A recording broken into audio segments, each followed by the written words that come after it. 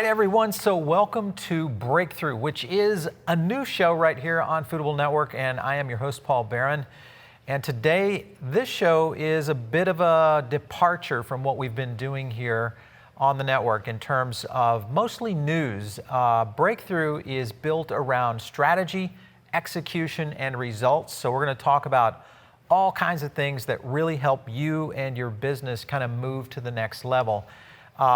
Here's where we're going to start. First of all, and this is kind of the thing that kind of sets this up today, you'll get a chance to kind of go into three strategies, and I'll do this on each episode, try to, as much as I can, to give you three strategies that are going to help your business based on a particular topic. So today we're going to be talking about a topic that's really changing what I think is a perception of what is happening in the restaurant industry. As you know, the industry has been growing for quite some time. Literally since 2007, we've had an upward scale of emerging brands, a ton of new fast casual concepts, explosion of consumers stepping in, but that is all about to change. And what I'm talking about, the greatest growth era in the restaurant business is ending. So let's talk a little about how this is happening. First of all, when you look at the two factors that the restaurant industry faces, one of the factors is that the restaurant industry is often a precursor to a market correction, meaning when things start to correct out, whether it is on the stock market or it is in consumer habits and behavior, the restaurant industry is one of the first that feels those corrections occur. It also is an early harbinger of a bear market or even a recession to come. So again, what this simply means is that we get to reap the benefits of new markets that are coming on and doing really strong, but we often will also feel the bite when we start to see indicators of a recession. So there is an author that recently coined and penned a book that is specific to this very topic. This article that you see on screen right now, we just lived through the greatest period of restaurant growth in U.S. history. Here's why it's ending. And when you think about this and what you as a brand developer, a brand leader, if you're a multi-unit, or even if you're a startup or a chef, you know as well as I that the industry has really been exploding, and that again is about to change. Let's talk about the confluence of factors that are going to potentially cause this shift to occur. First, oversaturated restaurant markets, and I think everybody knows that oversaturation has hit us. The amount of choice that's available today in the restaurant industry is absolutely insane. Rising labor and food costs. We also know about the Minimum Wage Act and what's happening toward the goal of $15 an hour, which no telling where it's going to go from there. And then, of course, food costs, because when you're in a bear market like we are in right now, product suppliers and vendors can start to look at accelerating prices. And all of these factors play into how the restaurant industry is going to be able to handle what could be coming down the pipeline very soon. Next is weak sales. Now, this is one that everybody kind of questions. Well, I thought the restaurant industry was doing so well. Everybody seems to be opening businesses, they're growing, they're building new units, all those kind of things are happening. The reality of the restaurant industry is that only a fraction of restaurant operators actually make a profit, meaning that a lot of these units, when you look at average unit volume or growth in a restaurant brand that has multi-chain applications, they're seeing weak sales. And what I mean by that is we are just not seeing the growth and the revenue increase on a year-over-year basis. And then this one is a very big one, and that is changing consumer tastes and loyalties. This is something that I think is a psychological effect that's happening on today's American consumers. I'll break into that here in a little bit, but this is going to be one of the talking points that we'll go into.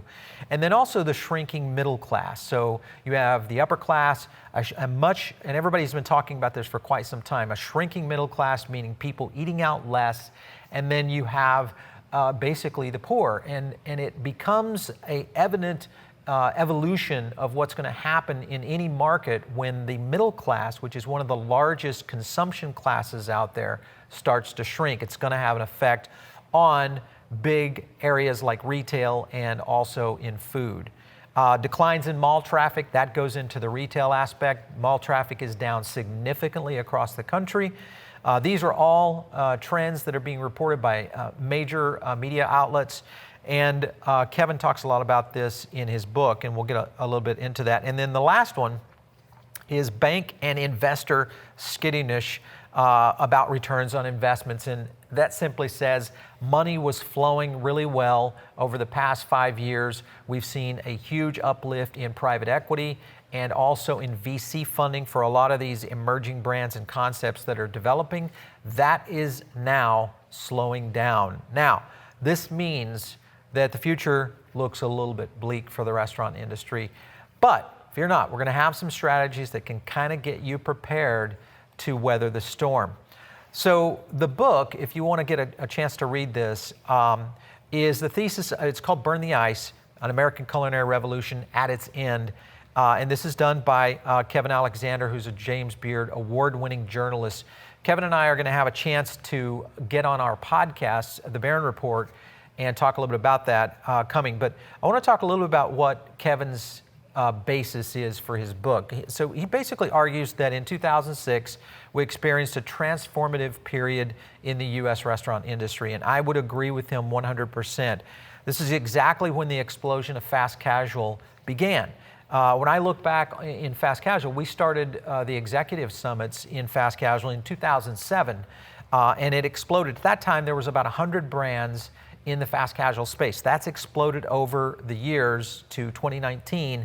We're now at 850 emerging brands. Now this is one unit concepts that are looking to scale. This is 3, 5, 10, 50, and 400 unit concepts that have become and have grown over the past few years. If you take a look at someone like a Mod Pizza, who went 4 years ago, was at 10 units. Today they're at over 400. That's the kind of growth we're talking about in the industry. And over the past few weeks, I've had a chance to interview some of the top CEOs of these emerging brands around the country on a research project that I'm doing. And it's very specific. And one of the key things that they always ask me in the interview when I'm talking to them, because they kind of flip the table on me a little bit and say, well, what are you seeing, Paul? What are you starting to gravitate to in terms of what's happening in the industry in terms of trends? And one of the things they ask me is how to prepare for the market overcrowding. So they are already seeing this massive overcrowding in the restaurant industry space. So I think it aligns very well with Kevin Alexander's book, Burn the Ice. Again, don't forget to catch it on the Barron Report podcast. That's going to be coming up later this week. You'll be able to catch that on iTunes and on Spotify as well. All right, so let's go into kind of the indicators here. And these are things that we've been recording over time. One is in 2018, in January of 2018, we basically predicted that we would see one of the largest industry closing percentages that we had seen in over 3 decades. That actually came to fruition. We actually saw very near 80,000 restaurant closings, which even though we were growing at an exponential rate, the fact that we were seeing this many closings started to kind of set the pace. Another thing is this massive choice that I keep talking about. When you look at the number of, let's just take pizza as an example, the pizza fast casual segment, there has been a ton of carnage that has occurred in pizza fast casual to where now there's only a handful of pizza operators in fast casual that can say they're succeeding. I won't name brands, but I will say that we've seen some brands fall completely off the radar from where they were just 3 and 4 years ago. Now, why do I pick pizza? Pizza is one of the products that affects American culture more than anything, even more than the hamburger. So this is one of those products that is almost in the daily or weekly diet of every consumer in the United States that can afford to eat out. This is a big deal when you see something like pizza starting to move away. We had 8 concepts in the past year that made the top 100 list. This year we had 3. So this is all based on consumer sentiment, frequency, digital presence, and basically their footprint of how they're doing overall. So this is some indicators that are pointing to this potential market correction. More indicators, and this is the issue that I talk about often, and that is on-demand delivery. And it's adoption. It's shifting eating habits away from restaurants. If you think about this, the side effect of this could be a habitual change in the entire way that people eat out. What I mean by that is when you start to create a habit for a consumer, people gravitate to something that is going to be the easiest for them. So Uber, Postmates, Grubhub, all of those are very easy vehicles. If you think about what you were doing 5 years ago today when you needed lunch, what was it? Was it, I'm going to go pick it up at a restaurant, I'm going to go eat at a restaurant, take my lunch break? All of those habits have started to shift, and this technology-driven platform like Uber, Grubhub, Postmates, etc., they are changing the habits of Americans. And when you change the habits and the daily activity into what we're seeing in the restaurant industry, it is really going to start to show things down. We are, of course, here in South Florida. Don't mind the thunder right here in our studios. We're going to keep filming because this is a big deal. You guys need to know what's going to happen in 2020. So couple this with incremental impact on profits, meaning these guys are taking 30%. It means that your incremental sales numbers are not necessarily growing at the rate that you would like, and the profitability is not necessarily there. And if they're eating more away from your restaurant, what does that mean? That means they're coming in less. So these are just additional indicators that really start to blow back. And here's the slide that I think really tells the tale, and that is frequency. Frequency is the number one thing that a restaurant looks to by their guests. How many times do they come into my restaurant? You know the situation. 20% of your guests make up potentially 60, 70% of your sales because they just come to your restaurant that often. Frequency is down on the top 150 emerging brands for the first time in 5 years. The big number is, and if you look at the two lines here, you've got the blue line, which is the average frequency of the influencer, the green line, which is the general guest.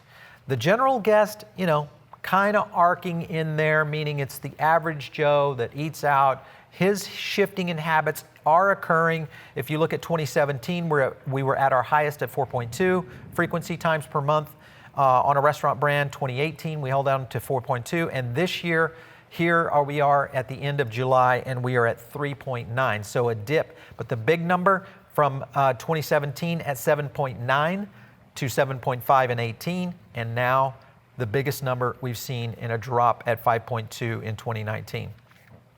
This is 5.2 frequency, times per month that they're going to these restaurant brands to eat.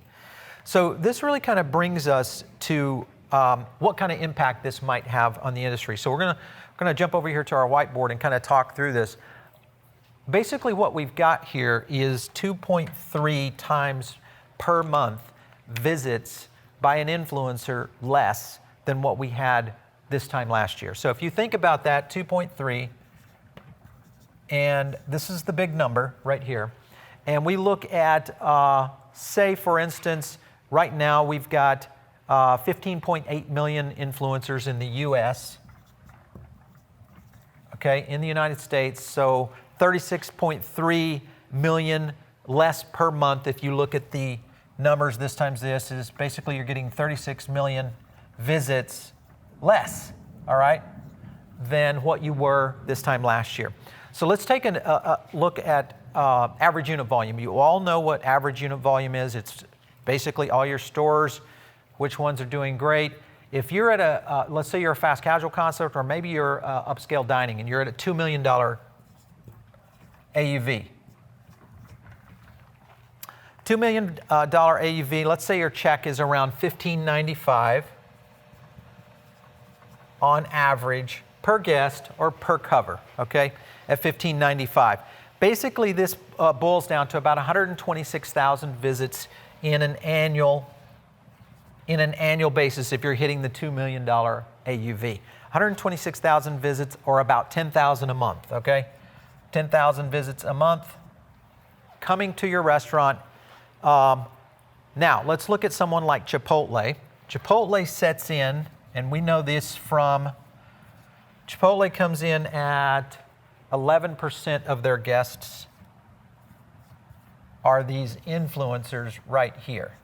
11% of the Chipotle guests. So if you were a $2 million Chipotle store, 11% of those guests are influencers. This would mean that 1,100 guests per month would visit 2.3 times less each month, which equals, if you think about this, 11%, 2.3 times less per month, this is going to equal 2,500 visits.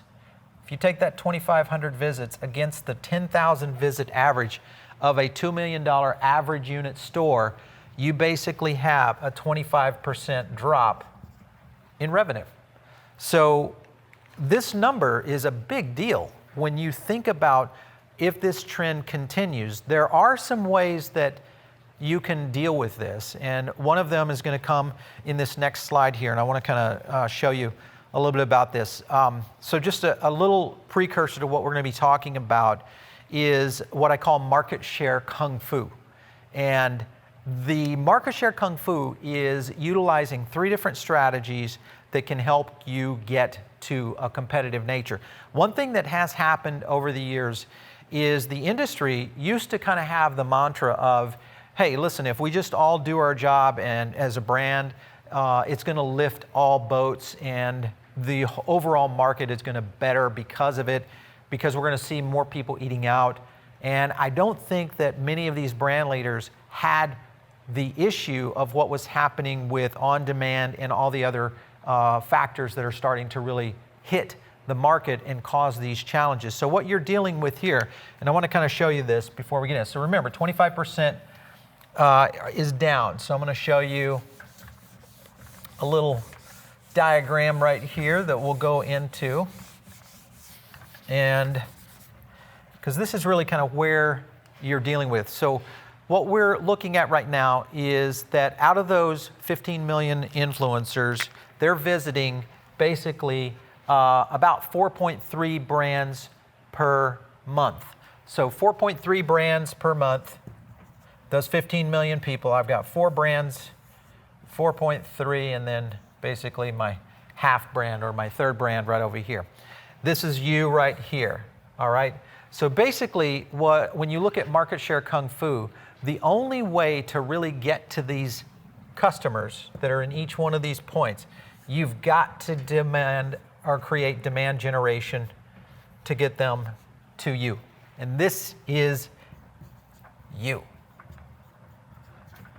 So what kind of strategies can you use to get to those customers and help your business kind of jump to that next level? Remember, we're dealing with market overcrowding, a lot of external factors that are really starting to play into what we're seeing is in less traffic, lower volume, and in Kevin Alexander's book, the end of what is now a very successful run in the restaurant industry. So we're going to take a quick break. We'll be right back and we'll get into some market Kung Fu.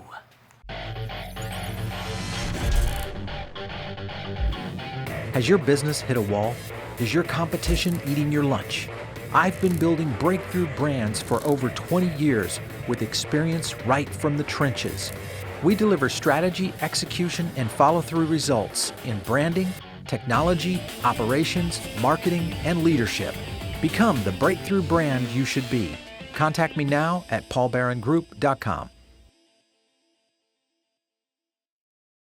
We're right back here on Breakthrough, and of course, you can hear the rain coming. It's kind of an ominous feeling about this topic, and that is that the restaurant industry is destined for a huge correction. So we're going to break down into the topics and strategies that can help you in your business. Now, what I call this, when we look at 3 strategies in each one of these episodes to help your business, hopefully we'll come up with a good one that I think will work for you. But this one is called Market Share Kung Fu. Now, what I mean by Kung Fu is if you know the art of Kung Fu, it is not the idea of massive pressure. So if you know Taekwondo, it's flying kicks. If you know Kenpo, it's a lot of body movements, or Judo, grappling. Kung Fu is different. It's a very calm and collected way to defend yourself, mostly for defense. And that's exactly what we're going to be talking about, which is cross-competitive analysis, how to go into your business based on your competitors. Also, what we're going to be looking at is retargeting across all mobile and geo-targeting platforms. So retargeting is a big deal. That's something that I think all restaurants and brand operations should be doing if you're not already. But we're gonna go into the real big boy stuff, not your everyday social media retargeting, Facebook, Twitter, Instagram, all that stuff. No, this is the serious shit. This is the stuff that makes you go, oh my God, how did they know I was there? That's what I'm talking about. And then the last is win the game of story, not the Game of Thrones, the game of story. And the talk about game of story is important. So before we get into it though, we're gonna hold up and talk about something that I love, and that is bench accounting. Bench accounting is a company and here's what we do on Breakthrough. Occasionally we're gonna have product reviews and product features. This is a product feature because it's a product that I use right here on Foodable Network, and we use it for all of our accounting. So we have our CPA firm, and we use an online accounting program called Bench. And Bench is kind of cool because it gives you a dedicated team of small business bookkeepers for you. Very intuitive app to track your financials and your financial reports that make tax season really super easy. Here's the thing. Every small business, whether you're a restaurant operator, you're a big brand, maybe you're emerging and you need that kind of support, you don't have a CFO just yet, these are your new CFOs. These are the people that are gonna help you kind of keep your books in order. And this is something that I can't live without. I actually am a little bit addicted to it because it really does give you almost instantaneous real-time information. It's tied right to your bank account, so it literally gives you an income statement, a balance sheet. This is something that I love because I can go in and look at expenses. I can look at certain types of expenses. Their search tool is absolutely off the chart. You can find almost anything when you're trying to find out what was that check for, or what was this particular expenditure for? Was that travel, or was that entertainment? Was this something that I needed for the studio? All of that is right here in your operating expenses, which is really a cool feature. And this is all online. They have a really cool mobile app that I'll talk about in a second. This is something that I really love and everybody does, and that is revenue, expenses, and profit. This is going to help you look at how your revenue and expenses and profit work out over time, so you can kind of see what's happening. And this is a cool feature right here called the top 10 expenses. I use this on a day in, day out basis. It's the first thing I hit in the morning when I start to look at the financials. Then I get a phone call from my CPA, we start working through, and this is the kind of breakout we can start to look at, and we can fluctuate our expenditures based on where we need to. So imagine you could do this around your cost of goods, around labor, around your product suppliers. All of those kind of things can fit right in. Another thing that I think you're gonna love, and that is account balances. This can tie in a whole ton of different kinds of accounts. So let's say you have your credit card merchant account and you wanna tie that in. Let's say you have 2 different bank accounts, one for payroll, one for incidentals or for operating cash flow. This can all functional, put it all into one piece, get into your recent transactions, moving from account to account. It breaks these down here, so you see business and interest, and then checking. 3 different accounts right there that's going to be helpful to you running your business. So again, product features here on Breakthrough. When we go into product features, it's something that I passionately believe in, or I'm using it myself. And this is one of those that does it. Another cool screen here, which is kind of your cash flow summary, which I love this part. Kind of goes down to and gets almost like think of it as a one bank account or one app that's bringing in all your banks in one place so you can see all your transactions and what's happening. Mobile app, great product. I love it. It's not as, what I would say, as robust as the desktop. Obviously, it's designed to give you there for quick action and quick finds if you're looking for something in terms of expenses or how you did last month. And if you are a very mobile app user from a restaurant operator, most of the time you guys are, you're not at your desk a lot, this is the product to use. So if you want, this is where it helps you. As part of Breakthrough, Bench Accounting is giving you guys 20% off over the next 6 months. So the pricing program is based on how much revenue you take in as a restaurant. If you're a $1 million restaurant, you're X amount. If you're a $500,000 restaurant, you're a lower amount, because it's looking at the number of transactions that you go through to be able to establish. But whatever the amount that you're going to pay, you're going to get 20% off by going to the link in the description below. So when you are checking this out on YouTube, you've got to hit the link in the description below to get this 20% discount on the next 6 months of bench. And that is where we're going to get into the next step. So again, if you are looking for strategy for your restaurant brand, you're looking to move your business to the next level, hit up paulbarrongroup.com and fill out the form on the contact, and I'll be in touch with you personally. We'll sit down and look at strategy, execution, and results for you in your particular issue. Tired of keynote speakers not delivering? My approach to speaking for your event is built on a very unique process that I've spent the past decade crafting and building.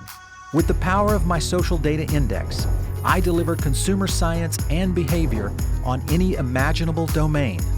When I speak, I set trends based on a unique set of these insights, all customized to your event. The future of business is not data. It's the science of data interpretation that can uncover the vast potential of your business. Contact me now to speak at your next event. Email me, paul@pbg2.com, or reach me on Twitter @PaulBarron. Now let's move back to what we came here for, and that is market share Kungfu. Did you hear that? The gods are listening. Yes, they're here to help you, baby. This is the way it's going to work. Cross-competitive analysis. This is how you take on your competitors without them even knowing you're coming after them.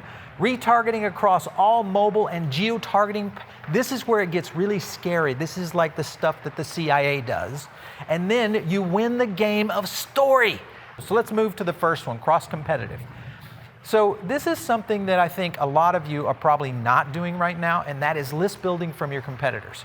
So you think, well, wait a minute, my competitors, how do I get to their guests? How do I get to their individual customers without trying to do some kind of offer? Usually it's a discount thing, right? You're doing discounts, you're saying, hey, let's do this, or you've got some sort of campaign that's driving against that. List building from your competition can be done in a few different ways. One way that I look at it is email acquisition, but the bigger one that I think can help you is when people are posting on social and you go after those lists in conquesting. Did you know in Twitter that you can build an individual list of anybody on Twitter, and you can say, competitor number one, this guy posted here, he checked in here, he talked about that chef here, he talked about this brand here, click, click, click, click, click. There's another product that we use here at Foodable, and it's called Sprout Social. I love it, and it helps you do things like that, which is called digital CRM. This will help you on building lists from your competition. So remember, we were talking about influencers in the last portion of today's episode. The idea is these influencers post a lot on social media. This is the perfect place to go after the social influencer. And this gets into targeting offers to your best or their best guests. So now that you've got the CRM platform built, whether you're using Agora Pulse, you're using Sprout Social, or many of the other social media campaigns that are out there, those products have digital CRM built into them, meaning you can start to track these lists. This is huge. Another one is we're going to go into bounce back on demand. Bounce back, you know what a bounce back is. You're probably already doing some of those right now. You sell something on your check. It says, hey, if you want a $5 coupon, fill out this form. Let's go down here, okay, right? The issue with on demand is that you get no data from Uber, you get no data from Grubhub, you get none of that, but you need it. Data is a very important piece. So what you're going to do is in all of your on-demand products, you're going to start creating bounce back cards. And these cards can drop right into the bag when Uber driver picks it up and it's delivered to my desk. It's got a bounce back offer, but more importantly, it's got a bounce back offer of being able to send them to a website, one landing page, collect 2 or 3 your competition, and find out where they're eating besides you. And at the same time, you build in a performance measurement around Uber and Grubhub, meaning how did my sandwich arrive? Was it on time? Was the package right? Did it look tampered with? Those kind of safety features, all of this is going to be on cross-competitive as a key feature on your market share Kungfu. Now, geo-retargeting is my number 2 thing. This is all phones engaged in apps are sending data to a data provider service. This is without question. We are dealing with this in everyday economics today, whether it's from Capitol Hill to Silicon Valley. The fact is that every one of our apps, whether it's Instagram, Facebook, or any of the apps you're using, are collecting your geodata and transmitting it back to a mothership. Those motherships are data providers. These data providers suck that data in and then they resell it to companies who are trying to target these particular individuals by geo, by demo, by all sorts of interest and behavior aspects. So we're going to start with geodata and a thing I call geo-seeking. Now, geo-seeking is a little different. Now, mostly people have heard about geofencing. Geofencing is you set a perimeter around your restaurant, someone breaks the fence, you've got a beacon in there, it registers that person's mobile, it says, hey, I was in your restaurant, I don't necessarily know what I ordered yet, but I was there. We're going to target by geolocation and targeting by competitors. So we are looking for, remember, Facebook's looking at all of my activity throughout the day. Twitter's looking at that. Instagram's looking at that. All of my apps, including my bank apps, are looking at that. All that data is being available for data providers to market against. And this is where the ad networks come in. And remember we talked about social not necessarily being the target for you? That's what I'm talking about. This is market share Kung Fu, because this is going in to where we can start targeting by influence. We can start targeting by whether or not they went into Jimmy John's this week. If they did and you're a sandwich shop, I can target the group that went into Jimmy John's this week only and be able to do it by an influence levels to start to do a thing called social conquesting. So this is, as I said, this is not just social media. This is getting into the real meat of the internet, the real meat of geolocation behavior, and really understanding how you can use it in terms of targeting. Serve ads based on behavior. There are really four types. Display, you see it all the time. You search for something on Google. The next thing you do, you go to a website, Forbes, or wherever you get your news, Foodable. You get a little vertical display that pops up on your mobile or on your computer. That's because they just pulled your data right out of search, all right? So they're now serving you a display ad. So that's the same way that you can do for your local marketing, whether you're doing an offer, you're offering something around a wine dinner, you've got something about a new chef in town, whatever the case may be. Remember, you can do this all geolocated, so it can be drilled down into your local community, all the way down literally into your 2 or 3 blocks. It's that accurate in being able to go into display. Integrated on Prime editorial with step-up marketing from a base story to a content play to an offer. Now, here's a method. Integrated on Prime editorial. What I mean by that is you've seen it on, whether it's on People or you're going to TMZ or you're going all the, you see those footers down below that gives you those sensational stories, right? All that is integrated in editorial that is eventually stepping up marketing from a base story to a content play, meaning I've got a base story to bring you in, make something sensational around food, the 6 things you should not be eating to be able to do something, all right? And that's what draws that user in. It brings them right back to the next play up, which is the content. And that's where we get into really good market Kung Fu. Third is video. You see it all the time, whether it's pre-roll, mid-roll on YouTube, or any of the viral and also other apps that are serving video. That is a big factor in terms of geo-targeting. And then smart TV is something you've probably just seen. We have one right here in our conference room. We turn it on every day. It's showing me a new ad. Most of the time it's for video or it's for other movies. But in some cases it might be showing me something around a food product, which is starting to make it into smart TV. This is a pretty serious one right here because it's a growing market for the industry. And I think this is something that we're going to start to see on a local level. So pay attention to how browser behavior is driving all of these potential ad displays that your restaurant or brand can be delivering to your best guest. Keyword targeting, last component. Types of lifestyle. Don't think about your competition as just your competition. Think about your competition as their customers in the sense of what else do they like. If I'm let's say for instance, I'm a healthy eater, what else and what other activities do I do? Because those are the things that you're wanting to target that create behavioral targeting aspects of a consumer that brings them into your restaurant. So don't be thinking about just the food that you're targeting. You want to know about their lifestyle. So think of your customer more around the lifestyle. Second is where they visit, obviously. What other places do they visit? Again, don't think about food.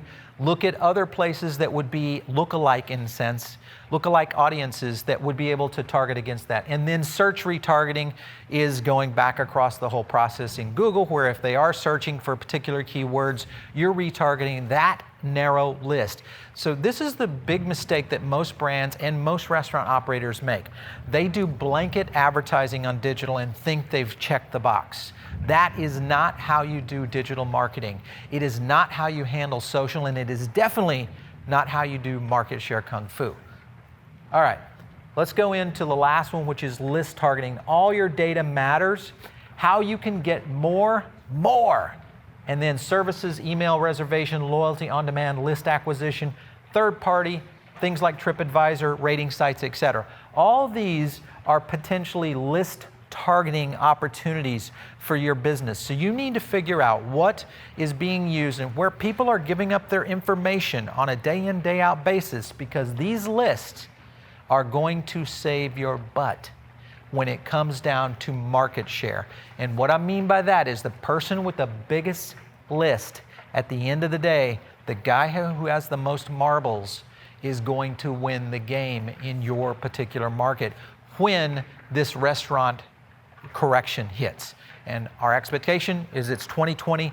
These are the tips that is going to save your butt to get you through to the next level. All right, so let's move on. We're going to go to the last one, which is win the game of story. And there are 3 elements in here, 4 elements. One, your mission and your story have to be better than the next. And this is something I think most people kind of think is obvious, but in reality, it's not. Because I find more and more brands, that's the first thing I ask to them when I come in is, tell me your story. What's your backstory of your business? How'd you get started? Most of the time, it's just a normal, everyday, I just want to start a business. I love restaurants. I like to eat. Those kind of things. That's not a story. That's just, I want to get into business. Your story has got to be something that connects to that local community. It's got to be something that people can gravitate to.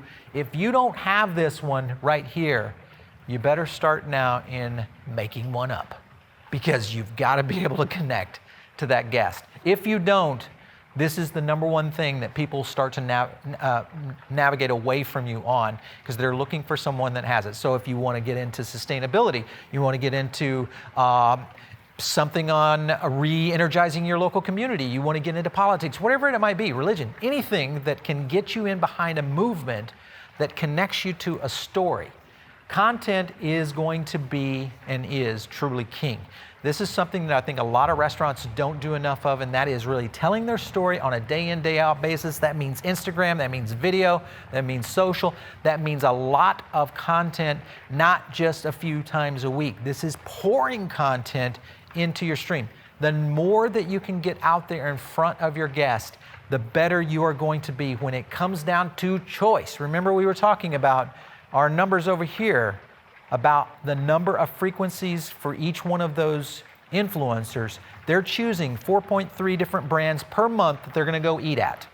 You've got to win that choice battle and then create a direct connection to the guest and then train a SEAL team.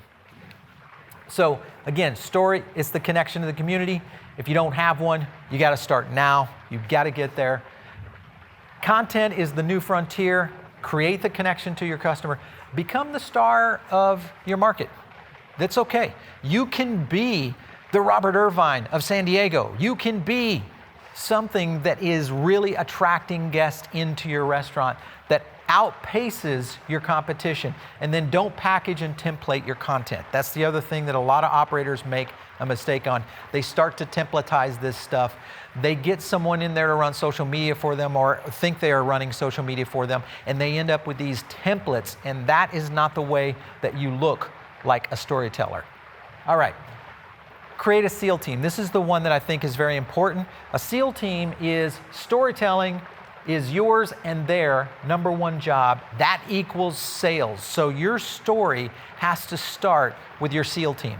Your SEAL team is your best individuals that are in your restaurant every day working, whether it's your host, your hostess, your lead server, maybe it's your manager or your GM, any of those that can tell that story over and over and over and really deliver it to your guests. Execution has to be measured, so that's the next part of a SEAL team. They have to know how to execute, but number two is they have to know how to measure the results of that execution. And this one is the cool one, which is alert operations. This is key to a returning guest.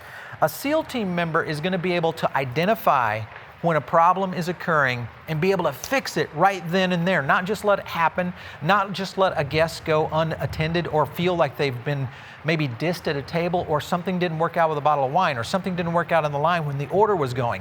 Listen, alert operations, someone's got to be on the ball all the time in your SEAL teams. And then number four is they have to be level. They got to be people pleasers, and they have to be people that can really engage with your guests, because that is going to be a factor that is going to make that guest go, man, these guys were just on it. That is a SEAL team, and that's part of winning the story game. That's something that you have to do as a restaurant brand. It's no longer about how good your food is. It's not your location, because your chance to win is 1-to-1 every time someone walks through that door. All right, let's wrap it up right here. If you haven't figured it out yet, the number one way you can start to change your game is you can get a hold of us at paulbarrongroup.com. You can visit me there. I've got a form on there if you have some insights. Maybe you just have something you want to talk about. It's a free consultation to you guys. I can help you get going in that direction. That's what Breakthrough is about. It is strategy, execution, and results. And we're going to try to do this for you as much as we can, breaking down some of the biggest topics in the restaurant industry. Welcome to Breakthrough. We'll catch you soon.